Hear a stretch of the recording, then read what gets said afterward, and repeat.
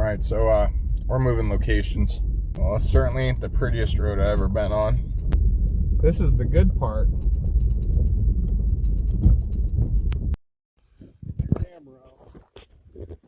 Oh, you got a nice one, dude. Dude. Hold still. Hold still. What do you think he is? About a pound? Half pound? I'd say half. Oh, halfy?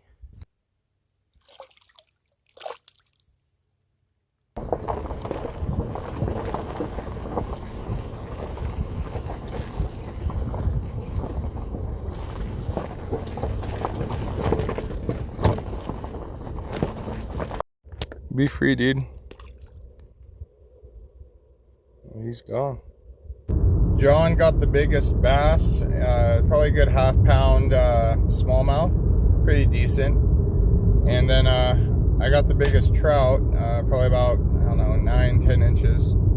And I ended up keeping him because he bled out. He swallowed that whole damn thing like he was starving, which I don't believe him, because it wasn't like there was a whole lot of other trout. Literally, it's the only trout we caught all day. It was nice to get out here and enjoy the wilderness and just be up in the woods today.